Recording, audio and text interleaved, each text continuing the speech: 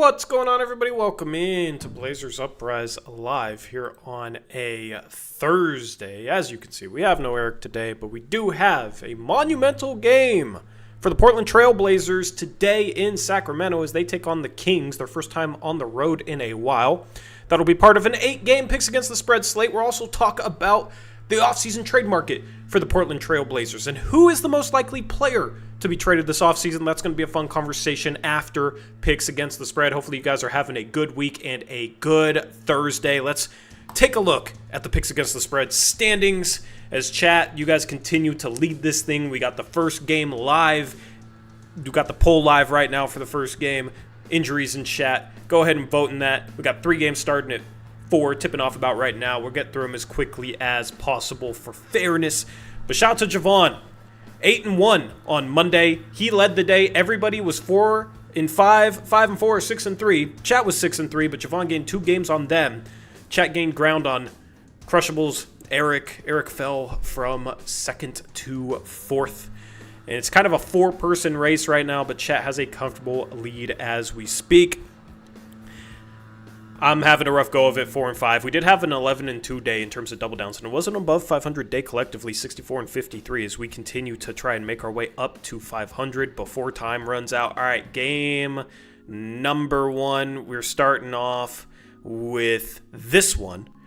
All right, we got Orlando 6.5-point favorites at home against the Mavericks. And the injuries, as I said, are in the live chat. I'm going to take the Dallas Mavericks. Javon or somebody, please post the picks in chat. Trevin, if you're here, someone. I would greatly appreciate it. Trevin's here. Thank you, Trevin. Javon, you're off the hook. We got Magic for Arrow Jackson 503 and Eric. Whoops, that's Magic. There we go. Magic, Eric Jackson, Arrow 503. We got Mavs for Javon, Mavs for Connor. Right now we got chat going. Magic, 80% of the vote.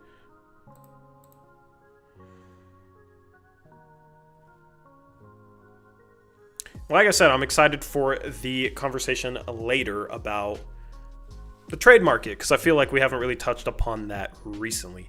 Whoops, chat was Magic, not Mavs. We got Mavs for Zach, Brendan, Trevin, and Steven.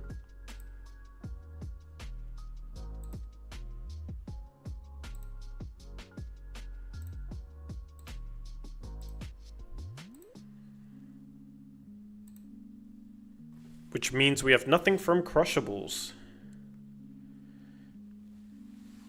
All right, let me text him.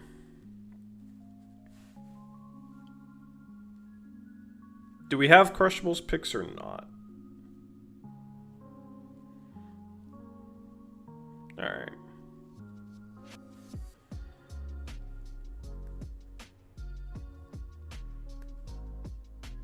How do you only pick 5 out of 8? I don't know. But right now, this is a 7v5 in favor of the Mavericks. We got everybody's picks in, but still, we're always missing some at the beginning. All right.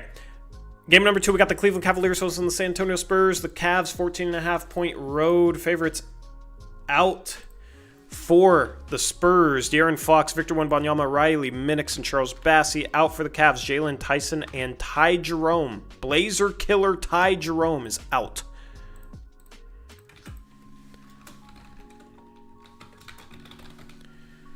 All right, chat, there is your poll. I'm going to take the Cleveland Cavaliers.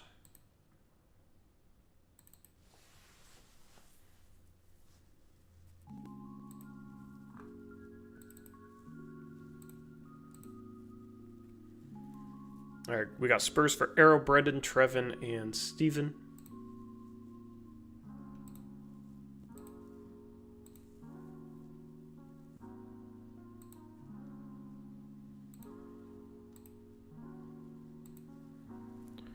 We got Spurs for Connor. Spurs for Javon. He says, in Castle, I trust.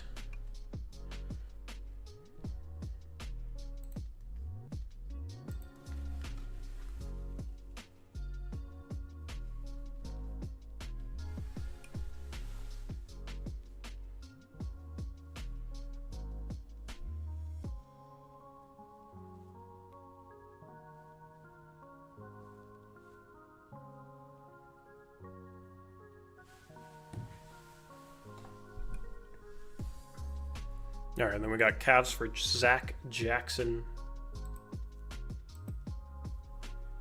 Eric and 503.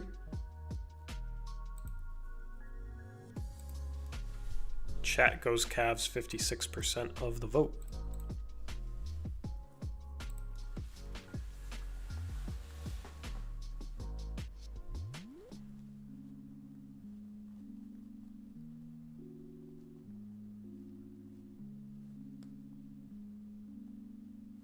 All right, game number 3, we got the Washington Wizards hosting the Indiana Pacers. Indiana is a 13.5 road favorite. Injuries for this game. Out for the Pacers, Isaiah Jackson. Otherwise, they're healthy. Out for the Wizards, Sadiq Bey, Malcolm Brogdon, Bilal Coulibaly, Corey Kispert, Keyshawn George, and Marcus Smart.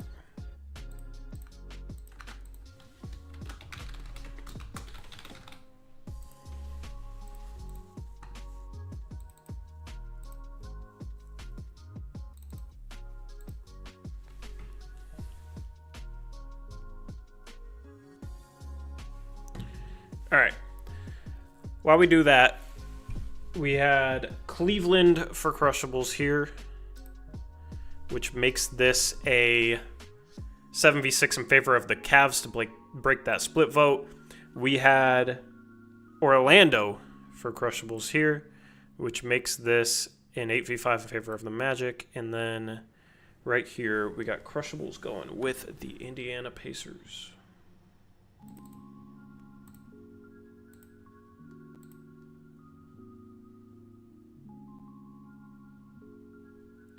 I'm going to take the Wizards and the points. We got Pacers for Connor and Javon.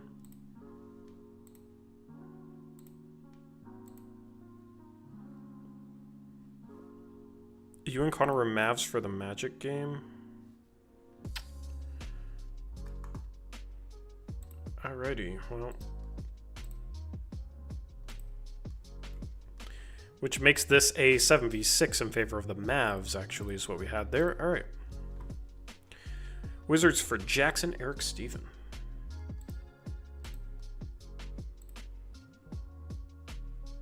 And Pacers for Arrow, Zach, Brendan. 503. And Trevin. Chat is going to go with the Indiana Pacers. 56% of the vote, another close chat poll there, making this a 9v4 in favor of the Pacers. All right, game number 4, we got the Miami Heat hosting the Atlanta Hawks. The Heat 1.5 point home favorites. Injuries for this game: out for the Hawks, Larry Nance Jr., Kobe Buffkin, Jalen Johnson, Clint Capella, Keaton Wallace, and Jacob Toppin. Out for the Heat, Drew Smith, Nikola Jovic, and Duncan Robinson.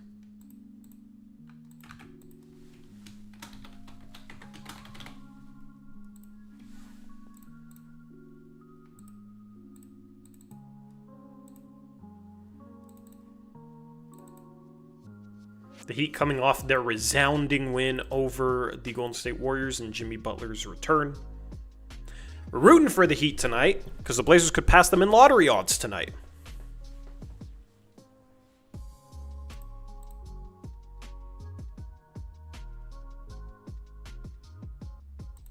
I'm going to take the Heat. We got Hawks for Connor, Hawks for Javon. We got Hawks for Arrow, Jackson, Eric, 503.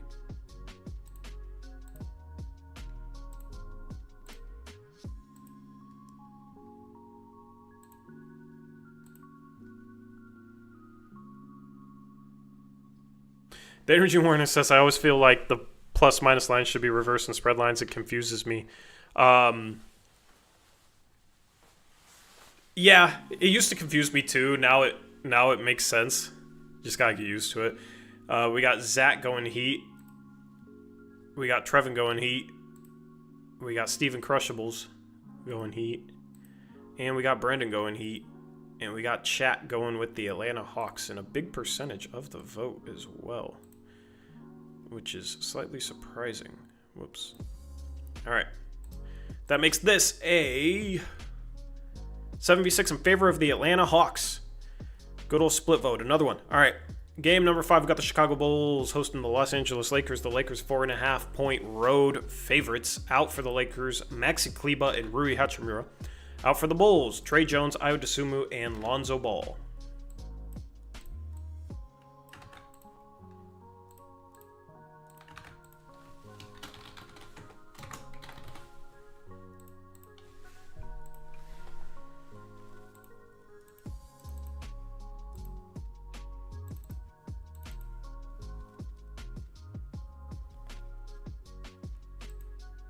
Yeah, think about it in terms of like for the team that's plus, right? So in this game, the Bulls would be plus 4.5. Basically, you get the right pick if you pick Bulls or up to 4.5 points for the Lakers, essentially. So you're adding 4.5 to the Bulls, if that makes sense.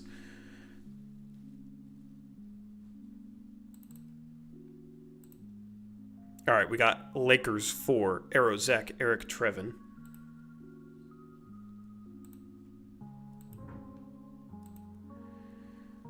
.503 Crushables. I'm also going to go Lakers. Although the Bulls have been playing well.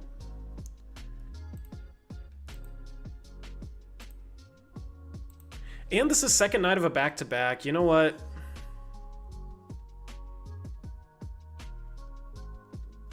I'm going to go Bulls. I got Bulls for Brendan, Jackson, Steven.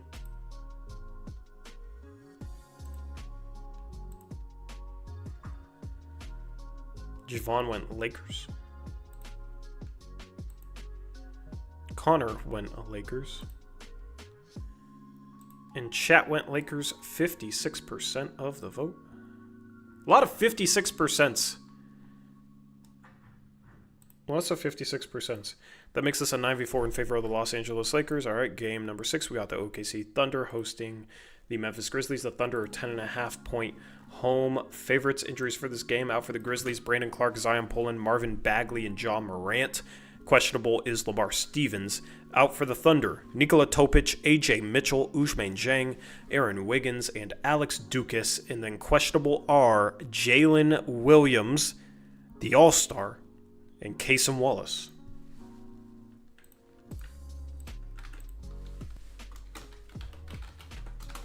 I love how the All-Star has become the way to differentiate those guys. Used to be the good version. Now it's the All-Star version.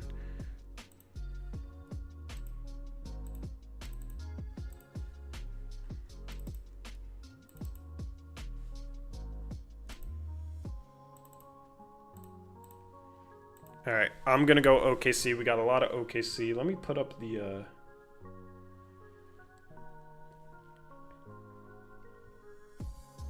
Let me put up the Sweet 16 game that's going on right now. We got BYU and we got Bama.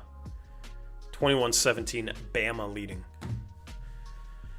This is Sweet 16 is underway. All right, we got Thunder for Arrow Brendan Jackson. Eric Trevin, Steven 503.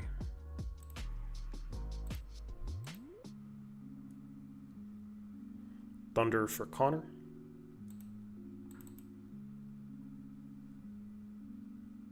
It'd be pretty wild to see BYU in a Final Four. All right, Javon went Grizzlies. And Crushables did, and Zach did. Chat is going Thunder. This time 57% of the vote, so we're getting somewhere. All right, 10v3 in favor of the OKC Thunder. Game number 7, we got the Utah Jazz hosting the Houston Rockets. Houston is a 13.5-point road favorite. Out for the Rockets is Reed Shepherd. 2 players are questionable. They are Steven Adams and Amen Thompson. And then out for the Jazz, Taylor Hendricks, Lauri Markkanen, John Collins, Jordan Clarkson, and Elijah Harkless.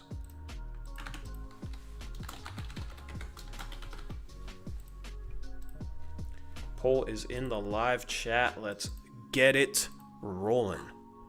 Let's get it rolling.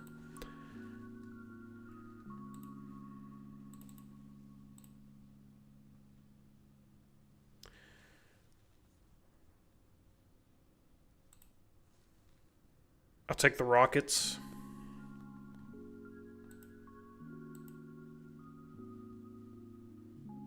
We got Jazz for Javon. Rockets for Connor. And then Rockets for Aerozak Brendan Jackson. Eric Steven. 503 and Crushables.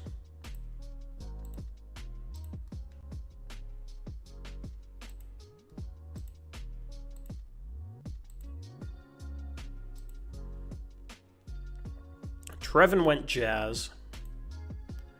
And chat is going to go Rockets. Making this an 11v2 in favor of the Houston Rockets. And the final game of the day.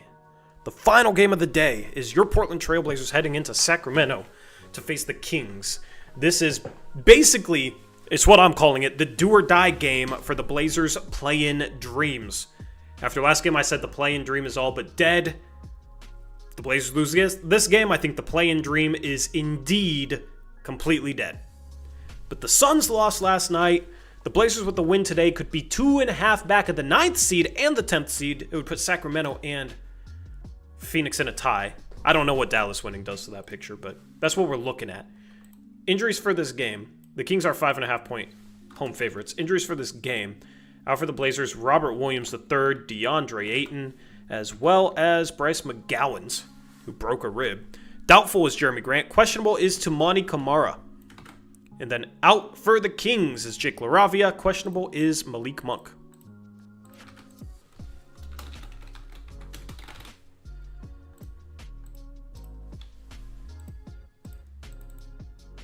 I'm taking my Sacramento Kings.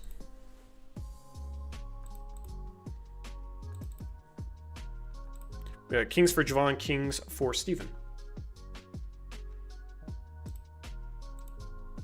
Connor goes Blazers.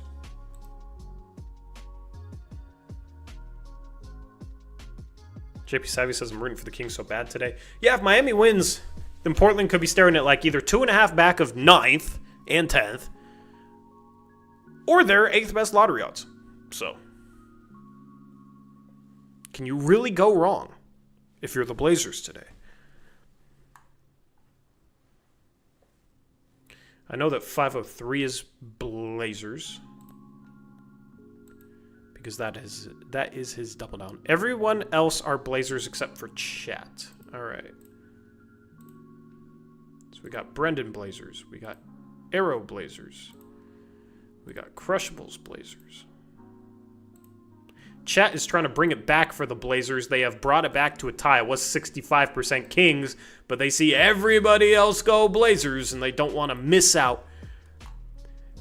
You know, it is groupthink, after all. Next vote breaks the tie. We got 12 votes, 13 votes. All right, it's still Kings for chat.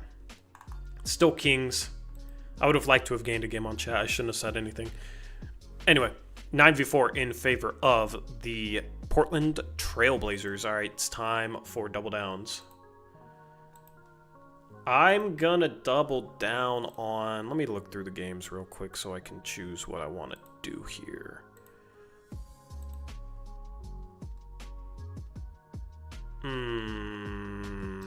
Miami or Sacramento?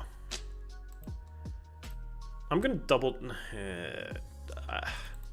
I guess I'll double down on the Miami Heat. I don't feel good about any of this. Actually, I'm going to double down on the OKC Thunder. Tori looks angry. I don't like my picks today, man. I don't feel good about my picks, but I'm just perpetually like 4-5 or 5-6 every single day. We got Jazz for Javon.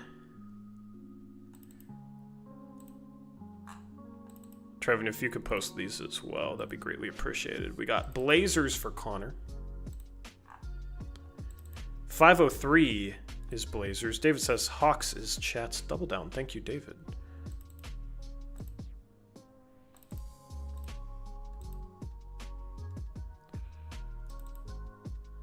All right, 503 went Blazers. Tori is the Blazers of picks against the spread. Personified mediocrity. Yeah, damn, that hurts. I can't even argue it, though. It's very true. It just hurts.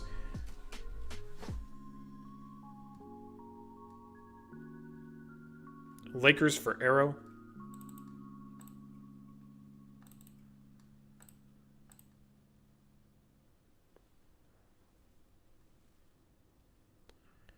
Cavs for Zach.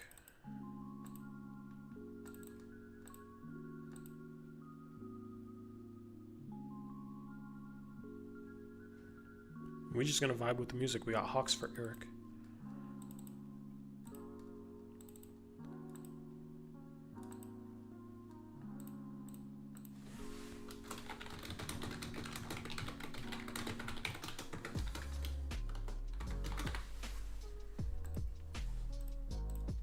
All right. And then we got Bulls for Steven. He's going to double down on the Bulls again. We got Grizzlies for Crushables.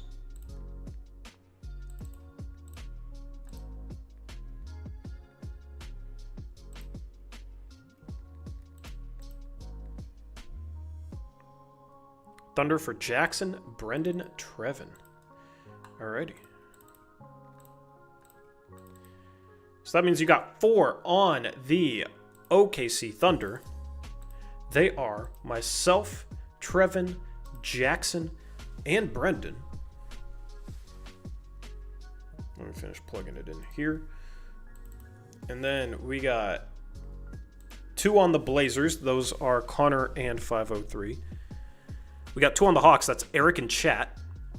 And then everybody else is solo. We got Zach with the Cavs. We got Aeromancer with the Lakers. We got Crushables with the Grizzlies. Stephen with the Bulls. And Javon with the Jazz.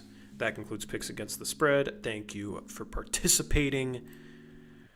Now we talk about this game tonight. The Blazers take on the Kings. The Kings relatively healthy. The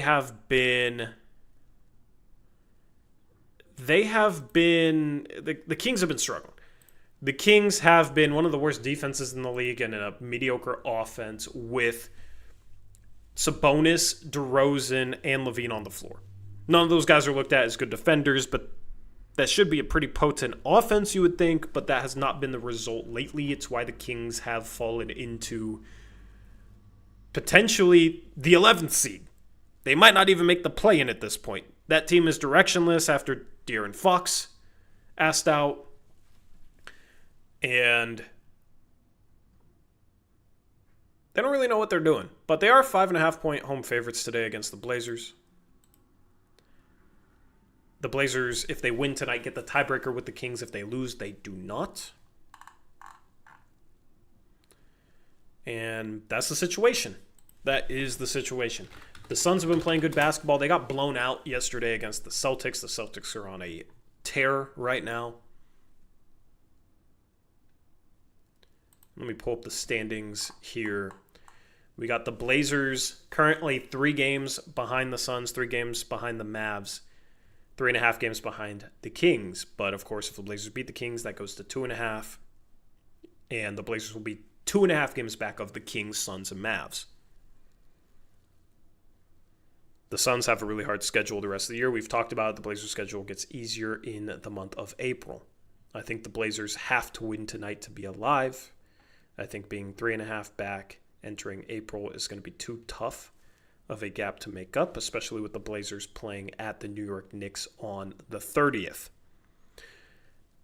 Now, the Blazers, maybe they could beat the Knicks after losing to the Kings and still have a chance. I just think the Blazers are going to need a chance to surpass the Kings with how bad they've been playing in order to have a chance of getting into the play-in.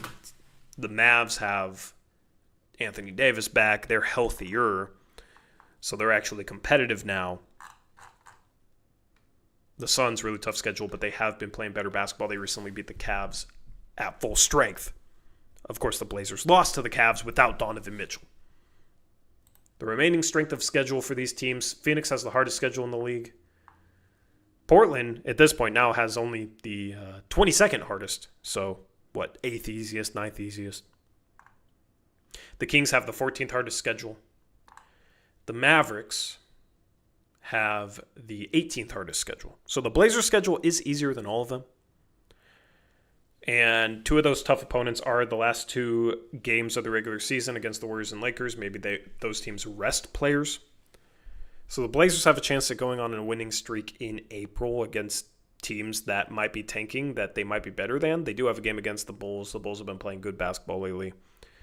Do want to put that out there. But it feels like the Blazers can get themselves back into the picture if they win today against the Kings, but if they lose today, 3.5 games with 8 games remaining is really tough to make up, especially if you lose to the Knicks and you might end up 4.5 games back with 7 remaining. So these 2 games, it's do or die. I feel like this game tonight, it's do or die for the Blazers. It's either time to put up or shut up about the play. So we'll see what they do. Tamani Kamara is questionable. That would be a big loss for the Blazers, not having him to guard DeRozan or Zach LaVine. That would definitely hurt the Blazers' defense. Ultimately, I do think the Kings end up winning this game. I think the Blazers have struggled against decent teams, and the Kings, yeah, they've lost 4 in a row. They're still a decent team. Especially on the road, the Blazers have struggled against rosters that are worse than this. You look at the Timberwolves when they were missing a bunch of guys. You look at the Thunder when they were missing their entire starting lineup. The Blazers lost by, 16 and 18 points respectively in those games. I think this Kings lineup is better than both those lineups that we've seen. So either the Blazers are going to have to find a way to turn it around in this type of game, or it's going to look rough for that play-in. But the silver lining, if the Blazers lose today, they have a chance of getting 8th best odds. Now, they're tied with the Spurs, but the Spurs have played 2 less games, so the Spurs winning percentage is barely worse. So right now it says Portland's 10th on Take-a-thon. The Spurs are playing today. They're probably going to lose. I think there might already be an action. I think they're playing the Cavs. Yeah, they're down 30-24. Could be worse. Could be worse. But they're down 30-24 right now. So let's assume the Spurs lose. It's going to be impossible to get up to 8th best odds, but Portland could be in a tie for 8th. Just not a win percentage tie at the end of the day. If they lose and Miami beats Atlanta, they're 1.5 point favorites. That game's tipping off in about 2 minutes. You're going to be flipping back and forth between the Mariners tonight. Can't believe it's baseball season already. Weather doesn't feel like it. I'm going to go play basketball rec league from 6 to 8, and then, I'll flip between for the second half of the Blazer game and the Mariners game. Well, the Mariners game will probably be over 8:30. I haven't played basketball in a week and a half. I need to get some running. And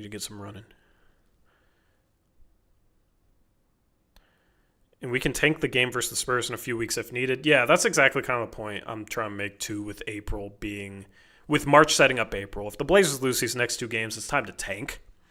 And you can control your destiny with games against the Bulls and the Spurs in the tank race. But if they win these couple of games and they're 2 games back of a play-in, you got some winnable games. Right? Winnable games. So either you control your destiny for tanking, or you've got some opponents that you can beat to try and make that final push in April. So I think the schedule shapes up quite nicely. What I would hate is for the Blazers to lose these couple of games, to be 4 games out with 7 games remaining, and push really hard in April, even though they really have no chance of making the play-in, and beat the Spurs, beat the Bulls, make their pick worse, make their odds worse, right?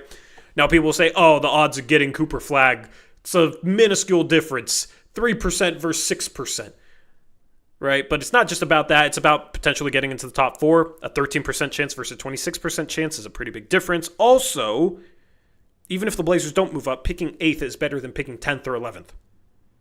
You're much more likely to get Con Knippel, who I think is a great fit for this Blazers core going forward. So this stuff matters. If the Blazers can't get the job done tonight, I'm assuming they won't get the job done against the Knicks, then it's fine, you put up a great effort. You're actually in these conversations at the end of March. Games felt meaningful at the end of March for the first time in a while. All right, that's growth. Young players got better, right?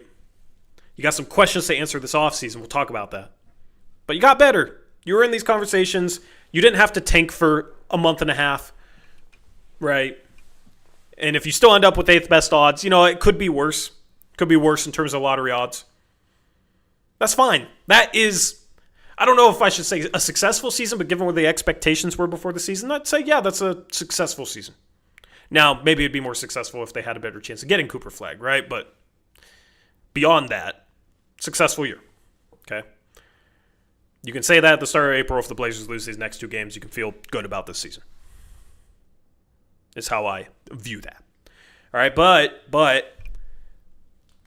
what is the Blazers' trade market this offseason? I think this offseason has a lot of questions that will need to be answered, with expectations likely being higher next year. And there's a legitimate question of, okay, will the Blazers actually be aggressive in trying to improve the roster, seeing that they were on the doorstep of a play-in going into next season?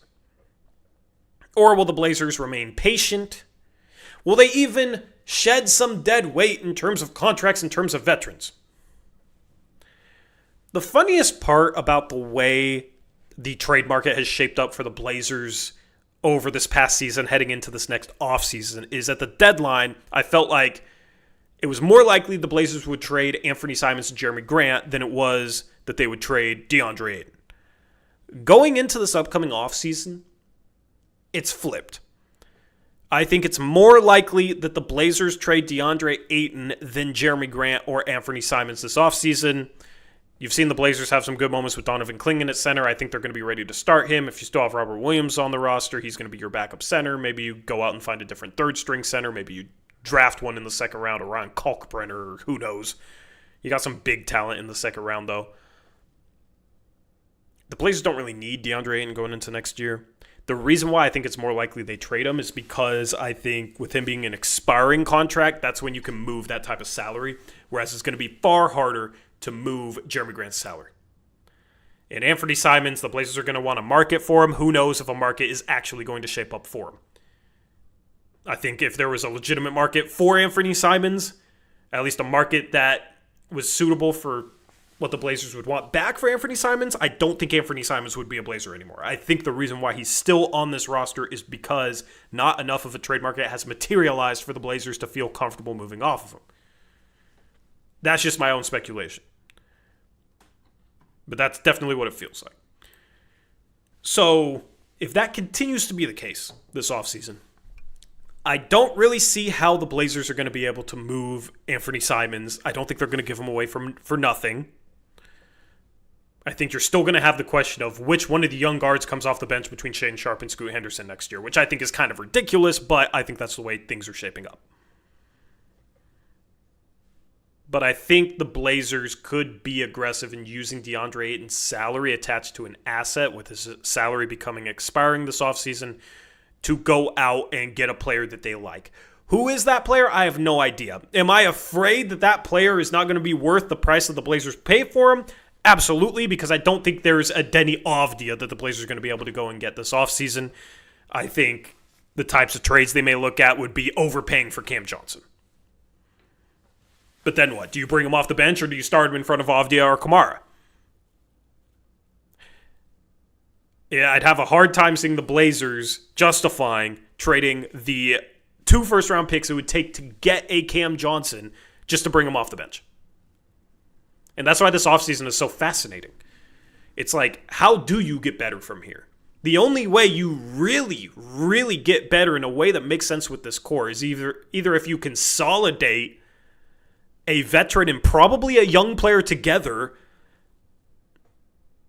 in order to get something better, which is just extremely unrealistic. Like, the Blazers, I do not think they're going to move Avdia or Kamara. I don't think they're going to move Scoot or Sharp, right? So the other question is like, all right, do you really shell out legitimate assets for somebody that is going to come off the bench or start in front of one of those young players if they're not a star? Like a Cam Johnson. Also, how do you go out and get Cam Johnson if you still have Jeremy Grant? I think this is the most fascinating offseason for the Blazers roster construction that I've ever seen the Blazers head into. Because of Anthony Simons still being on this roster blocking young guys. Because of Jeremy Grant still being on this roster blocking young guys. Jeremy Grant's contract being immovable. DeAndre Ayton making a max, but now he's expiring, so maybe you can move it. But you have a ton of really good role players. Do you really need to go out there and get really good role players? So it's like either after a year where they made some progress and are going to have higher expectations next season, Do they just stand pat? Do they just bring all these guys back once again? That would be disappointing, but it's possible. And if they don't, how do they build on their momentum exiting this season into next season to try and take that step that they might want to take? Who's that player?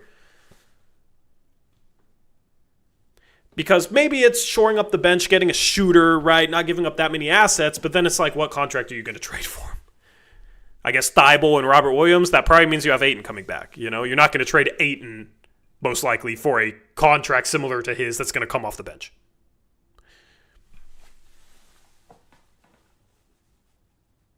It's almost like, I don't want to say the Blazers are stuck because they're not. But they're kind of in a position where it's going to be difficult to make the team better in a way that makes sense with the guys that they have that might be stuck on the roster. And that is why I think this offseason is super fascinating.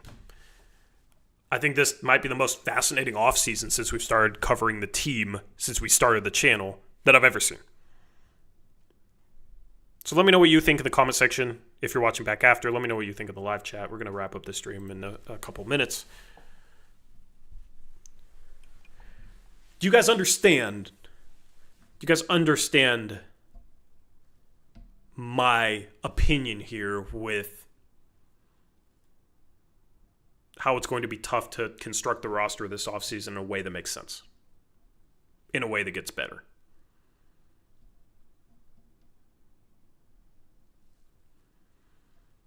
The energy warning says, just would love to see Jeremy and DA out of here, as tough as that may be. Yeah, I just don't see how they get rid of Jeremy without attaching an asset to him. And DA, he's an expiring contract. I think the Blazers would use that contract to try and get something, not just dump it. Because there's not really going to be a team out there that's just going to take that on for nothing without an asset as well. And I don't think the Blazers are in a position to give up an asset to get off DA's contract when it has 1 year left. So you're really just using it to trade for something, much like the Blazers used Malcolm Brogdon's contract last year to trade for Denny Avdija. So who is that player and how do they fit into what the Blazers already have with their young core? And how do you get rid of Grant? What could you get for DA and how do you get rid of Grant and what do you get for Simons? Do you even get rid of Simons? Those are the questions. The Blazers could have answered all those questions earlier, it feels like, but they didn't. So now it all comes to a head. Either the Blazers are just like, we're going to go into next season and probably demote Jeremy Grant because I don't see how you could not start Kamara and Avdija ahead of him next year. So either they keep things as a status quo and maybe start to demote these veterans, or the dam breaks and you see some legitimate movement. What do I think is going to happen? I have no idea. I have no idea what to expect out of this offseason. It's tough not to lean on the Blazers just going to be inactive and kick the can down the road because that's what we've seen.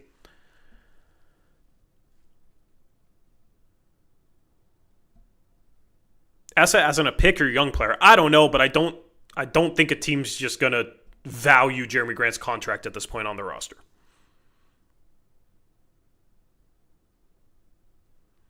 I would not be shocked if the Blazers drafted a player and maybe made a small move in free agency or via trade, and that's it. And that's their offseason.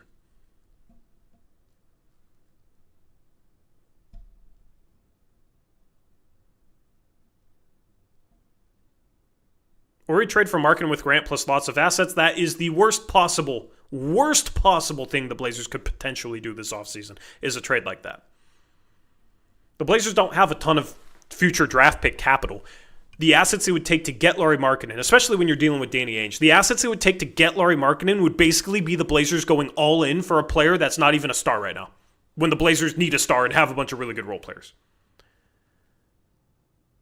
That is the type of move that would get the Blazers stuck, not being a contender, but being a okay playoff team that might be able to win a couple games in the first round for the next 8 years.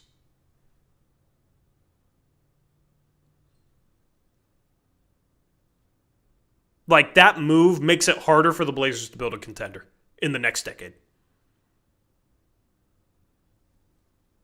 And it makes no sense because you have Scoot, you have Sharp, You have Ant. You can only start 2 of the guards. You have Kamara. You have Avdia as your forwards. Who are you starting Markkanen over? Like, yeah, he should start, but it's like, all right, you're really gonna bench 2 of those guys? Why? For a guy that is an all-star when he's rolling, but like isn't somebody you can put the ball in his hands and he's going to create a bunch of shots is kind of what the Blazers need. Like, they need a legitimate bona fide star, not somebody. Markkanen cannot be the best player on a contender. So you're basically giving up all your future assets and you're still in the position where you absolutely have to, at that point, hope that Scoot and Sharp become the best possible versions of themselves. I'd rather, if we're going to rely on Scoot and Sharp becoming the best possible versions of themselves, I'd rather have the backup plan to fall back on of the 2029 best of Boston, Portland, and Milwaukee first-round picks that could be the number 1 overall pick, and you could draft your star. Or could use that to trade for a better star than Lauri Markkanen. Because if Danny Ainge traded Lauri Markkanen, he would absolutely demand that pick back. The Blazers would not be keeping that pick. I'd be shocked if they kept that pick. Also, Lauri Markkanen is making $46 million. It's just not really the right move.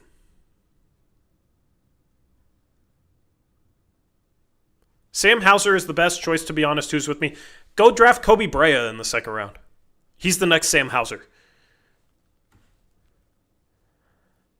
You can find a shooter in this draft in the second round. It's Kobe Brea. 6'7", reported 7'3" wingspan. Shoots the lights out. Honestly, it feels like Scoot and Sharp ceilings have slightly lowered in my eyes this season. If that's true, then you should be 100% against the Lauri Markkanen trade.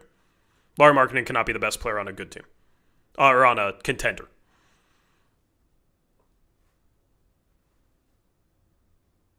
Anyway, that's a wrap for the stream. We're going to have the post-game show live tonight. If you're just tuning in, we just had a good conversation about the trade market for the Blazers.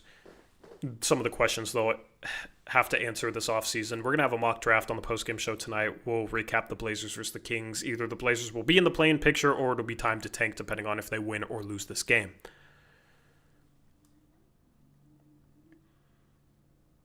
Appreciate you guys hanging out with us on the second channel. Always means a lot. Leave a like, subscribe if you haven't already. And I am out of here. Eric will be here on the postgame show tonight. Looking forward to that. After the Blazers take on the Kings, we'll be live around 9:30. And until then, as always, peace out. Go Blazers!